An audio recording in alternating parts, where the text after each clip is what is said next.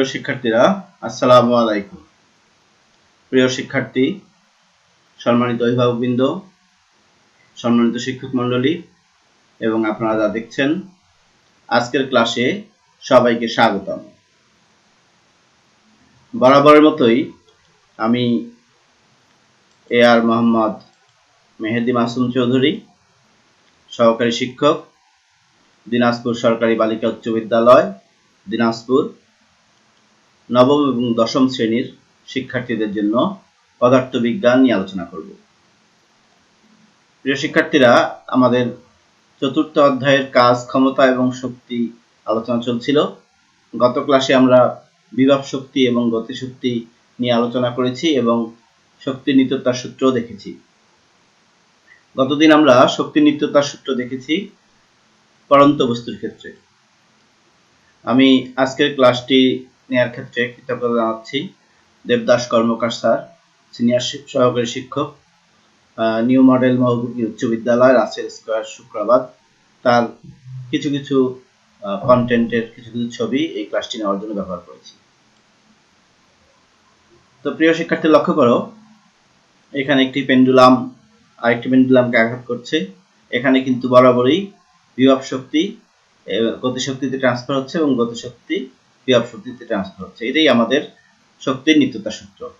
ঠিক আছে, আমরা এই শক্তির নিত্যতার সূত্র একটি পরীক্ষার মাধ্যমে পেন্ডুলামের মাধ্যমে একটু দেখি। লক্ষ্য করে দেখো, এই পেন্ডুলামটি অবিরাম ঘুরছে, তাই না? অবিরাম ঘুরছে, লক্ষ্য করে দেখো, অবিরাম ঘুরছে, একটা অবস্থান থেকে আরেকটা অবস্থানে ঘুরছে। তো আমরা এর বিভিন্ন অবস্থানগুলো একটু ব্যাখ্যা করলে তোমরা শক্তির নিত্যতার সূত্রটা ভালো করে বুঝতে পারবে। শিক্ষার্থী, লক্ষ্য করে দেখো, এই পেন্ডুলামটির বিভিন্ন অবস্থান। ধরো ওয়ে অবস্থানে আমি পেন্ডুলামটিকে ধরে আছি, ছেড়ে দেইনি, এখানে তার মানে স্থির আছে। তারপরে যদি ওয়ে অবস্থান থেকে পেন্ডুলামটিকে আমি ছেড়ে দেই, তাহলে এটি A B C D E পথে যে আবার E D C B A পথে ফিরে আসবে এবং এই ঘটনাটা চলতেই থাকবে। কতক্ষণ চলতে থাকবে? সব সময় চলতে থাকবে। তার আগে একটু বিষয়টা বুঝতে হবে যে আমাদের এটি একটি ইউনিভার্সাল অবস্থার মধ্যে আছে বুঝতে হবে, অর্থাৎ বায়ুশূন্য স্থানে আছে এটা বুঝতে হবে। বায়ুশূন্য অবস্থান যদি থাকে তাহলে পেন্ডুলামটি কিন্তু বরাবরই এ থেকে ইতে এবং ই থেকে এর দিকে বরাবরই চলতে থাকবে। তো আমরা একটু দেখি পেন্ডুলামের ক্ষেত্রে কিভাবে শক্তির নিত্যতার সূত্র কাজ করে। এ এবং ই বিন্দুতে অবস্থানটা কিন্তু একই, এখানে ছেড়ে দেওয়া হয়েছিল, আবার এখানে যে ই বিন্দুতে যে আবার ই বিন্দু থেকে কিন্তু ফেরত আসবে, অর্থাৎ এ এবং ই বিন্দুর অবস্থান একই।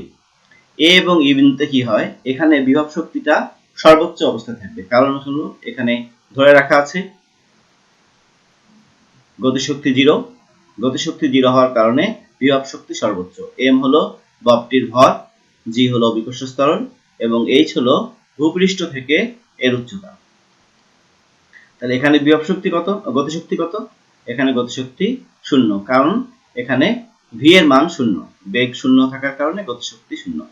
তাহলে এখানে মোট শক্তির পরিমাণ কি হবে? বিভব শক্তি এবং গতিশক্তির সমষ্টি হবে। তাহলে মোট শক্তি হবে বিভব শক্তি এবং গতিশক্তির সমষ্টি, মানে mgh + 0 mgh। ঠিক আছে, একইভাবে বি এবং ডি বিন্দুতে আমরা যদি ক্যালকুলেশন করি তাহলে আমরা দেখতে পারবো যে বিভব শক্তি এবং গতিশক্তির সমষ্টি মোট শক্তি একই থাকবে, অর্থাৎ এই যে mgh যে পেলাম আমরা এখানে কিন্তু, কারণ এখান থেকে যখন এর থেকে বস্তুটিকে রিলিজ করা হচ্ছে তখন কিন্তু এই আস্তে আস্তে বিভব শক্তি হারাচ্ছে এবং গতিশক্তি প্রাপ্ত হচ্ছে, বিভব শক্তি হারাচ্ছে, গতিশক্তি প্রাপ্ত হচ্ছে, বিভব শক্তি হারাচ্ছে, গতিশক্তি প্রাপ্ত হচ্ছে। অর্থাৎ এ থেকে সি বিন্দুর মধ্যে যতই এ বিন্দু থেকে সি বিন্দুর দিকে আসতে থাকবে ততই কিন্তু এটি বিভব শক্তি হারাবে এবং গতিশক্তি প্রাপ্ত হবে। এবং সি বিন্দুতে এসে এটি কিন্তু বিভব শক্তি 0 হয়ে যাবে। বিভব শক্তি 0 হয়ে যায়, সমস্ত শক্তি গতিশক্তিতে রূপান্তর হবে। তাহলে সি বিন্দুতে আমাদের কি বিভব শক্তি 0 এবং গতিশক্তি হয়ে যাবে সর্বোচ্চ। তাহলে মোট শক্তির পরিমাণ আবার ওই mgh আসবে, মোট শক্তির পরিমাণ mgh আসবে। এটি যখন সি থেকে ডিতে যাবে, সি থেকে ই পর্যন্ত কিন্তু গতিশক্তি আবার আস্তে আস্তে বিভব শক্তির দিকে কনভার্ট হতে থাকবে। এখানে সর্বোচ্চ গতিশক্তি গতিশক্তিটা আস্তে আস্তে বিভব শক্তির দিকে কনভার্ট হতে থাকবে এবং ইতে এসে বস্তুটি কিন্তু গতিশক্তি শূন্য হয়ে যাবে আর বিভব শক্তি সর্বোচ্চ হয়ে যাবে। আবার এটি ই থেকে যখন ডি তে আসবে বিভব শক্তি হারাবে, গতিশক্তি প্রাপ্ত হবে। ডি থেকে যখন সি তে আসবে আরো বিভব শক্তি হারাবে, গতিশক্তি প্রাপ্ত হবে এবং এক পর্যায়ে সি তে সর্বোচ্চ গতিশক্তি। একইভাবে সি থেকে যখন বি তে যাবে তখন গতিশক্তি হারাবে, বিভব শক্তি অর্জন করবে, গতিশক্তি হারাবে, বিভব শক্তি অর্জন করবে। একইভাবে যখন এ তে পৌঁছে যাবে তখন কিন্তু বিভব শক্তি সর্বোচ্চ হয়ে যাবে আর গতিশক্তি শূন্য হয়ে যাবে। তাহলে প্রিয় শিক্ষার্থীরা, এই পেন্ডুলামের যে ঘূর্ণন এ থেকে ই তে আবার ই থেকে এ তে আসতে, তাহলে আমাদের এই ববটির সর্বোচ্চ বেগ কোথায় থাকবে? নিশ্চয়ই বুঝতে পারছো সর্বোচ্চ বেগ কোথায় থাকবে? সর্বোচ্চ বেগ থাকবে সি তে। সর্বোচ্চ বেগ যদি সি থাকে তাহলে সি তে এর মান কত হবে? চলো আমরা একটু ক্যালকুলেশন করে দেখি। তো ক্যালকুলেশন করার জন্য আমি ধরে নিলাম যে এই সুতা এবং এর ব্যাসার্ধ পর্যন্তের দৈর্ঘ্যটা হলো 4 মিটার এবং এই ববটির ভর হলো 400 গ্রাম এবং এর সর্বোচ্চ যে অবস্থান সেই সর্বোচ্চ অবস্থানে এ 45 ডিগ্রি কোণে ঝুলন্ত বিন্দুর সঙ্গে যে অক্ষ আছে তার সঙ্গে 45 ডিগ্রি কোণ উৎপন্ন করেছে এবং আমি ধরে নিলাম সর্বোচ্চ অবস্থায় এটির ভূমি থেকে উচ্চতা হলো h। তাহলে আমাদের এই এইচটা নির্ণয় করা খুব প্রয়োজন, কারণ আমরা জানি যে বিভব শক্তি এই বিন্দুতে বিভব শক্তি সর্বোচ্চ আর বিভব শক্তি হলো mgh। m তো আমরা জানি, g তো অভিকর্ষ ত্বরণের মান, এইচটা আমার দরকার। এই এইচটা মানে বের করার জন্য আমাকে একটু ত্রিকোণমিতির সাহায্য নিতে হবে। আমি এটা যদি টান দিই তাহলে এটা কি লম্ব, এটা 90 ডিগ্রি, তাহলে এটা একটি সমকোণী ত্রিভুজ। সমকোণী ত্রিভুজের ক্ষেত্রে sin θ = লম্ব বাই অতিভুজ। তাহলে এখানে sin θ 45 ডিগ্রি, লম্ব x আর অতিভুজ এটা হলো অতিভুজ। এই দৈর্ঘ্যটা যেহেতু আমরা 4 মিটার বলেছি তাহলে এটা 4। এখান থেকে ক্যালকুলেশন করলে x এর মান আসবে 2.83 মিটার প্রায়। তাহলে এটা যদি 2.83 মিটার প্রায় হয় তাহলে এটা কত? মনে আছে নিশ্চয়ই, এখান থেকে এটা দৈর্ঘ্য কত? 4 মিটার। তাহলে 4 মিটার থেকে x মিটারটা যদি বাদ দিয়ে দেই তাহলে কিন্তু আমরা h এর পরিমাণ পেয়ে যাব। তাহলে আমরা h এর পরিমাণ পেলাম 1.17 মিটার প্রায়। আচ্ছা, এখন তাহলে নিশ্চয়ই আমরা এই বিন্দুতে বিভব শক্তি সহজেই ক্যালকুলেশন করতে পারবো। বিভব শক্তি এই বিন্দুতে কত হবে? mgh, m হলো 400 গ্রাম। আমরা জানি যে কোনো গণিত সমস্যা সমাধান করার জন্য আমাদের এককগুলোকে সবসময় SI এককে নিয়ে আসতে হয়। তাহলে 400 গ্রামকে আমরা SI এককে নিয়ে আসলাম 0.4 কেজি। মহাকর্ষীয় ধ্রুবকের মান কত?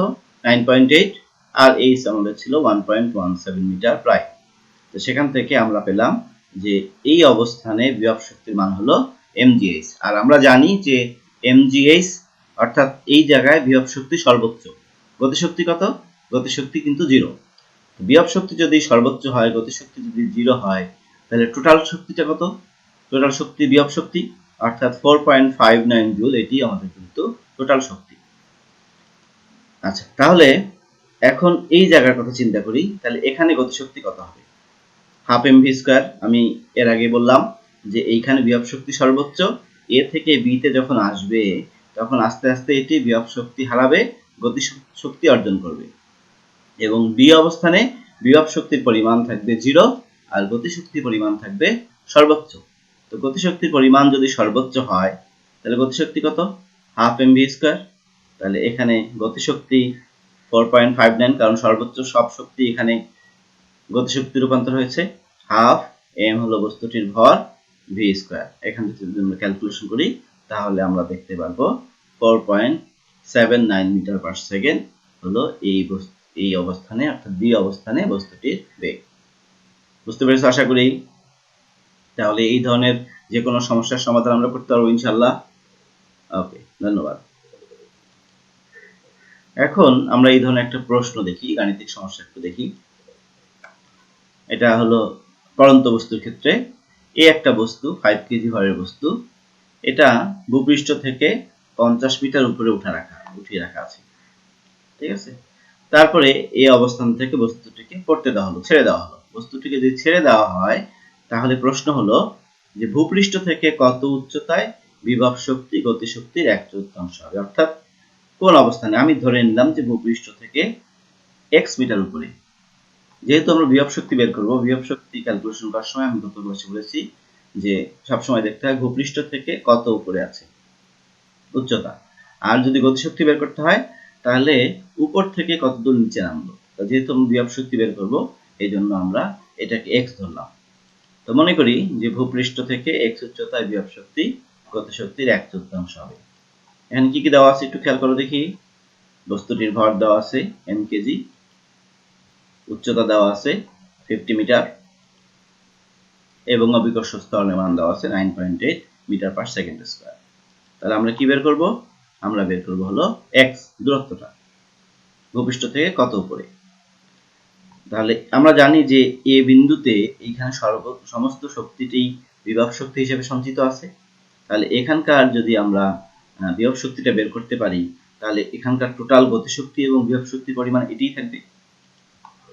তাহলে এ বিন্দুতে বিভব শক্তি বা মোট শক্তি, ভরের মান 5 কেজি, জি হলো 9.8 মিটার পার সেকেন্ড স্কয়ার এবং উচ্চতা হলো 50 মিটার। তাহলে আমরা যদি বসিয়ে দেই মানগুলো তাহলে আসতেছে আমাদের 2450 জুল, অর্থাৎ মোট শক্তি হলো 2450 জুল। এখন একটু খেয়াল করে দেখো প্রশ্নটার দিকে যে কত উচ্চতায় বিভব শক্তি গতিশক্তির 4 ভাগের 1 ভাগ হবে, 1/4 হবে।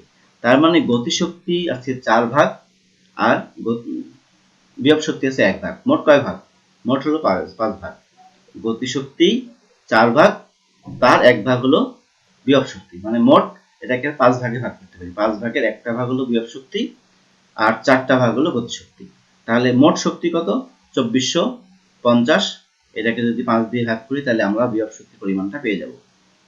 তাহলে আমাদের আসলো 490 জুল। তাহলে এই বি বিন্দুতে আমাদের বিভব শক্তি কত হবে? mg x, x কেন? বিভব শক্তি নির্ণয়ের সময় আমরা দেখি ভূপৃষ্ঠ থেকে কত উপরে উঠেছে, mgx। তাহলে বিভব শক্তির পরিমাণ কত হবে এখানে? 490 জুল। 490 জুল, বস্তুটির ভর m আর g হলো 9.8, x এখান থেকে যদি আমরা ক্যালকুলেশন করি তাহলে দেখতে পারবো x এর মান 10 মিটার। তার মানে ভূপৃষ্ঠ থেকে 10 মিটার উপরে বিভব শক্তি গতিশক্তির 1/4 হবে। বুঝতে পারছো তোমরা? প্রিয় শিক্ষার্থীরা, আমরা এখন একটু শক্তির রূপান্তর সম্পর্কে আলোচনা করি। আসলে পৃথিবীতে অনেক ধরনের শক্তি রয়েছে এবং এই শক্তিগুলো কিন্তু প্রতিনিয়তই রূপান্তর হচ্ছে, এক শক্তি থেকে আরেক শক্তিতে রূপান্তর হচ্ছে, ঠিক আছে। তো আমরা কিছু শক্তির রূপ দেখে নিই। যেমন আমাদের এক ধরনের শক্তি আছে বিদ্যুৎ শক্তি, আমাদের আরেক ধরনের শক্তি হলো আলোক শক্তি, এরপর রয়েছে যান্ত্রিক শক্তি, রাসায়নিক শক্তি, শব্দ শক্তি, নিউক্লিয় শক্তি, তাপ শক্তি, বায়ু শক্তি, পানি শক্তি, ভর। এখানে মাত্র আমি কয়েকটি শক্তির কথা উল্লেখ করেছি। আসলে অনেক প্রকার শক্তি রয়েছে এবং এই শক্তিগুলো কিন্তু সবসময়ই এক শক্তি থেকে আরেক শক্তিতে রূপান্তর ঘটে। কখনো কখনো একটি শক্তি থেকে আবার একাধিক শক্তিতে রূপান্তর ঘটে। আমি অল্প কিছু উদাহরণ দিয়ে তোমাদের শক্তি রূপান্তরগুলো বোঝানোর চেষ্টা করব। লক্ষ্য করো, প্রথমেই লক্ষ্য করো বিদ্যুৎ শক্তি বা তড়িৎ শক্তি। লক্ষ্য করো, দেখো একটি 12 ভোল্টের বৈদ্যুতিক কোষ, তার মানে এখান থেকে বিদ্যুৎ উৎপন্ন হবে। এই বিদ্যুৎটা অন্য কোনো কাজে, যে কোনো কাজে ব্যবহার করা যাবে। লক্ষ্য করছো, এই বিদ্যুৎ প্রবাহের ফলে কিন্তু এখানে একটা চৌম্বক শক্তি তৈরি হচ্ছে, তাই না? চৌম্বক শক্তি তৈরিটা ফলে বেল বাজতে সাহায্য করছে। তোমরা এটাকে নিশ্চয়ই চিনতে পেরেছো, এটা আমাদের কলিং বেল। তাহলে এখানে কোন শক্তি থেকে কোন শক্তিতে রূপান্তর হচ্ছে? দেখো, তড়িৎ চুম্বকে তড়িৎ শক্তি চুম্বক শক্তিতে রূপান্তর হচ্ছে, অর্থাৎ এইখানকার যে তড়িৎটি এটি চৌম্বক শক্তিতে রূপান্তর করছে, আর চৌম্বক শক্তিটা আবার দেখো এখানে আরো অনেক শক্তি আছে, চৌম্বক শক্তিটা আবার শব্দ শক্তিতে রূপান্তর করছে। ঠিক আছে, তাহলে বিদ্যুৎ শক্তি থেকে চৌম্বক শক্তি, চৌম্বক শক্তি থেকে শব্দ শক্তিতে রূপান্তর হচ্ছে। আবার দেখো বিদ্যুৎ শক্তি বা তড়িৎ শক্তি কি হচ্ছে, দেখো একটি লাইট জ্বালাচ্ছে, তার মানে তড়িৎ শক্তি থেকে কি আলোক শক্তিতে রূপান্তর হচ্ছে, তাই না? আবার একটি মেশিনের সঙ্গে এর সঙ্গে যুক্ত করে দিয়েছি, মোটরের সঙ্গে যুক্ত করে দিয়েছি, মোটরটা চলছে, মোটরটা কোন শক্তিতে রূপান্তর হচ্ছে, যান্ত্রিক শক্তি। তাহলে এখানে আবার বিদ্যুৎ শক্তি থেকে বা তড়িৎ শক্তি থেকে কি হচ্ছে, আলোক শক্তিতে পরিণত হচ্ছে এবং যান্ত্রিক শক্তিতে পরিণত হচ্ছে। আমি প্রথমেই বলেছি যে একটি শক্তি থেকে কিন্তু অনেক ধরনের শক্তি রূপান্তর করতে পারে, অথবা একটা শক্তি থেকে আরেকটা শক্তি, আরেকটা শক্তি থেকে অন্য শক্তিতে রূপান্তর করতে পারে। এবার আমরা দেখে নিই তড়িৎ শক্তি থেকে আলোক শক্তি। তড়িৎ শক্তি থেকে আলোক শক্তির অনেক রূপান্তর আছে। আমি ছোট্ট কয়েকটা উদাহরণ দেখাচ্ছি। প্রতিদিন আমাদের লাগে, আমাদের বাসায় আছে তড়িৎ শক্তি থেকে আলোক শক্তি, বাল্ব, বিভিন্ন বাল্ব জ্বালাই আমরা, এটি তড়িৎ শক্তি থেকে আলোক শক্তিতে রূপান্তরের একটি উদাহরণ। এই ধরনের আলোকসজ্জা তোমরা দেখেছো বিভিন্ন প্রোগ্রামে, এই ধরনের দেখেছো, তাই না? বিভিন্ন দোকানে এরকম ওপেন ক্লোজ, হ্যাঁ, তারপরে বাংলাদেশ নাম লেখা অথবা কোনো প্রতিষ্ঠানের নাম লেখা, এটাও বিদ্যুৎ শক্তি থেকে আলোক শক্তির একটি উদাহরণ। যে কোনো অনুষ্ঠানে, বিবাহ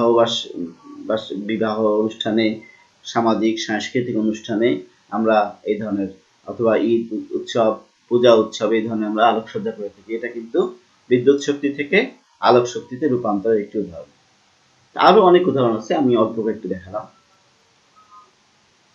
এবার বিদ্যুৎ শক্তি থেকে অন্য একটি শক্তিতে একটু খেয়াল করি, কয়েকটি চিত্র লক্ষ্য করি। এটা একটি লাইটের ছবি, এটা চেনো তোমরা, এটা হলো বৈদ্যুতিক হিটার। বৈদ্যুতিক হিটার, এখানে কি হচ্ছে, এই বিদ্যুৎ প্রবাহের ফলে এই ধাতব মাঝখানে যে ধাতব পদার্থটা আছে, ধাতব কয়েলটা আছে, এটি উত্তপ্ত হয়ে যায়। তাহলে বিদ্যুৎ শক্তি থেকে কি তাপ শক্তিতে রূপান্তর হচ্ছে। আবার দেখো একটা আলোর আভা ছড়িয়েছে, তার মানে আলোক শক্তিতে রূপান্তর হচ্ছে, তাই না? এখান থেকে আবার অন্য শক্তিতে রূপান্তর হতে পারে। এটা কি হেয়ার ড্রায়ার মেশিন, বিদ্যুৎ শক্তির সাহায্যে চালানো হচ্ছে, কি উৎপন্ন হচ্ছে, তাপ উৎপন্ন হচ্ছে, তাপটা থেকে আবার বাতাস, বায়ু শক্তি উৎপন্ন হচ্ছে, এটার ফলে বাতাস এবং তাপের সংমিশ্রণে মাথার ভেজা চুলগুলো শুকাচ্ছে, এই হলো, তাই না? এটা তো সবাই চেনো, ইন্ডাকশন, তোমরা যেটাকে ম্যাজিক চুলা বলো। এটা কি হয়, যখনই আমরা বিদ্যুতের সঙ্গে সংযুক্ত করি এটি তাপ উৎপন্ন করে এবং আমরা রান্নার কাজে ব্যবহার করি। তাহলে এই উদাহরণগুলো আমাদের কি বিদ্যুৎ শক্তি থেকে কোন শক্তিতে রূপান্তর হচ্ছে, তাপ শক্তিতে, তাপ শক্তি থেকে আবার অন্য শক্তিতে রূপান্তর হচ্ছে। এটা একটি রাসায়নিক কোষ, শুষ্ক কোষের ক্ষেত্রে এই ধরনের হয়, অথবা যে কোনো রাসায়নিক কোষের ক্ষেত্রে। যদি এই কোষে দেখো একটি বাল্ব সংযুক্ত করা আছে, যদি আমরা সুইচ দিয়ে দিই অথবা সংযোগ দিয়ে দিই, তাহলে বাল্বটি জ্বলে ওঠে, তাই না? তাহলে এখানে রাসায়নিক শক্তিটা কি করছে, কোন শক্তিতে রূপান্তর হচ্ছে বলতো? হ্যাঁ, বিদ্যুৎ শক্তিতে রূপান্তর হচ্ছে। বিদ্যুৎ শক্তি আবার আলোক শক্তিতে রূপান্তর হচ্ছে, আলোক শক্তি আবার রূপান্তর হওয়ার ফলে এখানে কি হচ্ছে, তাপ শক্তিতে রূপান্তর হচ্ছে। একটা শক্তি থেকে অনেক শক্তিতে রূপান্তর ঘটে। তাহলে এটা রাসায়নিক শক্তি থেকে কোন শক্তিতে রূপান্তর হচ্ছে, আলোক শক্তিতে রূপান্তর হচ্ছে। বুঝতে পেরেছো?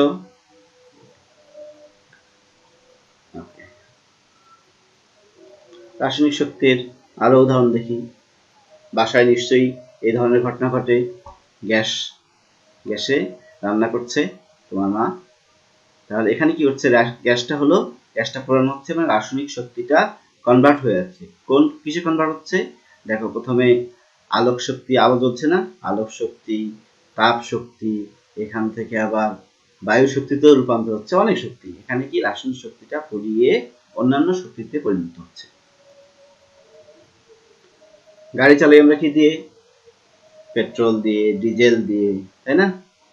তাহলে এখানে যে জ্বালানিটা পোড়ানো হয় সেই জ্বালানিটা কি হচ্ছে, পুড়িয়ে কোন শক্তিতে রূপান্তর করা হচ্ছে, যান্ত্রিক শক্তিতে রূপান্তর করা হচ্ছে। যান্ত্রিক শক্তিটা আবার কোন শক্তিতে রূপান্তর হচ্ছে, গতিশক্তিতে রূপান্তর হচ্ছে, তাই না? তাহলে এখানে রাসায়নিক শক্তিটা কনভার্ট হয়ে, রূপান্তর হয়ে অন্য শক্তিতে পরিণত হচ্ছে। ড্রাই সেল, আমরা কি করি, কত কিছু করি, ঘড়ি চালাই, তাই না, টিভির রিমোট চালাই, তারপরে খেলনা গাড়ি, টর্চ লাইট, এগুলো সবই কিন্তু রাসায়নিক শক্তি থেকে বিভিন্ন শক্তিতে রূপান্তর হচ্ছে। যখন আমি গাড়ি চালাই তখন কি হচ্ছে, যখন গাড়ি চালাচ্ছি তখন এটা যান্ত্রিক শক্তিতে রূপান্তর হচ্ছে। যখন লাইট জ্বালাই তখন আলোক শক্তিতে রূপান্তর হচ্ছে। যখন রিমোট চালাই, রিমোটেও কিন্তু একটা লেজার লাইট এটা বের হয়ে যায়, আলোক শক্তিতে রূপান্তর হচ্ছে, তাই না? এরকম আমরা অনেক ধরনের শক্তিতে রূপান্তর হচ্ছে, রাসায়নিক শক্তির রূপান্তর। এখানেও কিন্তু রাসায়নিক শক্তির রূপান্তর হচ্ছে। মানুষ আমরা খাদ্য খাই, খাদ্য খেয়ে খাদ্যের ভিতর কি রাসায়নিক পদার্থ থাকে সেটা আমাদের শরীরে কাজে লাগে, ফলে আমরা বিভিন্ন ধরনের কাজ করতে পারি। মোমবাতি, মোমবাতি যখন পোড়ানো হয় কি হয়, দেখো কার্বন ডাইঅক্সাইড উৎপন্ন হয়, আলো উৎপন্ন হচ্ছে, তাপ উৎপন্ন হচ্ছে, অর্থাৎ এই মোমবাতিটা গলে পুড়ে যাচ্ছে, কার্বন ডাইঅক্সাইড উৎপন্ন হচ্ছে, আলোক রশ্মি উৎপন্ন হচ্ছে, তাপ উৎপন্ন হচ্ছে, অর্থাৎ রাসায়নিক শক্তি থেকে এই শক্তিগুলো রূপান্তর হচ্ছে। প্রিয় শিক্ষার্থীরা, দেখো এটি আমরা এর আগেই দেখেছি, এটি জলবিদ্যুৎ প্রকল্প।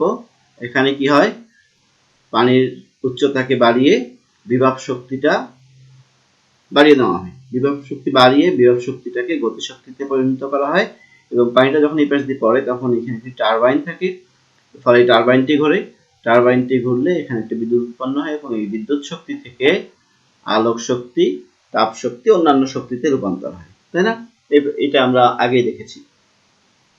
তো এখানে তাহলে কি হচ্ছে, বিভব শক্তিটা গতিশক্তিতে রূপান্তর হচ্ছে, গতিশক্তি যান্ত্রিক শক্তি থেকে বিদ্যুৎ শক্তি, বিদ্যুৎ শক্তি থেকে অনেক শক্তিতে রূপান্তর করা যাবে, আলোক শক্তি, তাপ শক্তি, হ্যাঁ, বিভিন্ন শক্তিতে রূপান্তর করা যাবে। তাহলে এখানে ঘটলো হলো আমাদের বিভব শক্তি থেকে গতিশক্তি, গতিশক্তি থেকে তড়িৎ শক্তি, তড়িৎ শক্তি থেকে আলোক শক্তি, এই ক্ষেত্রে আর কি আরো অনেক শক্তিতে রূপান্তর করা যাবে। এগুলো কি খাবার, আমরা বিভিন্ন খাবার খাই, তাই না?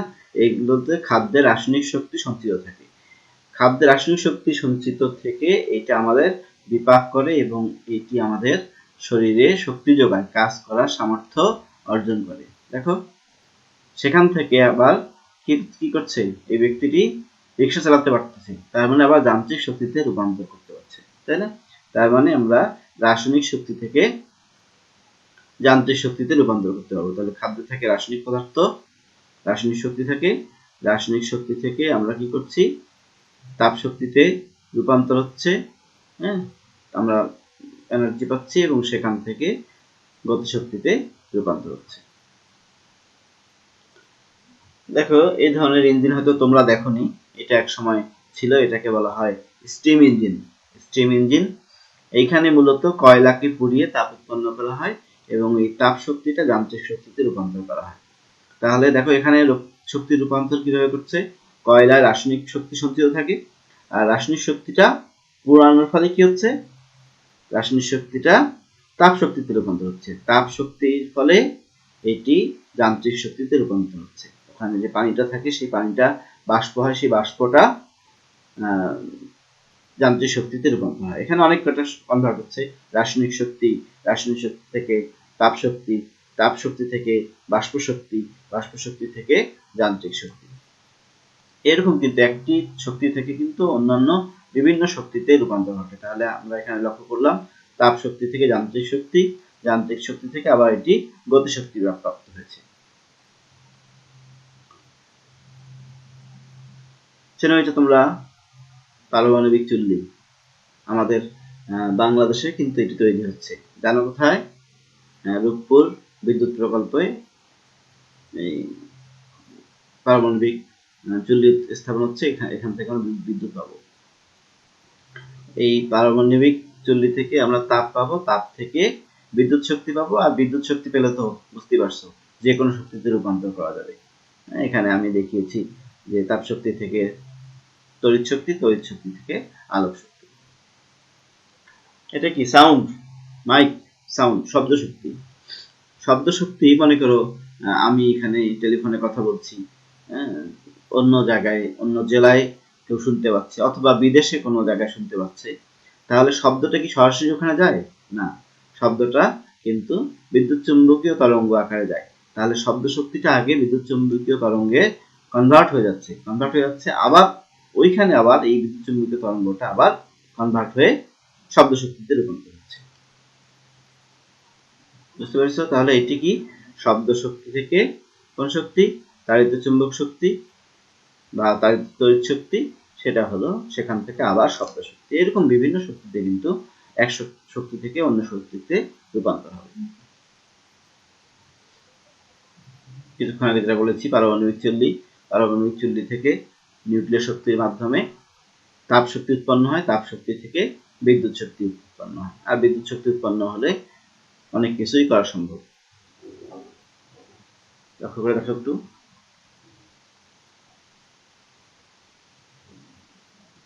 এখানে কি বোমা পরীক্ষা করা হচ্ছে নাকি?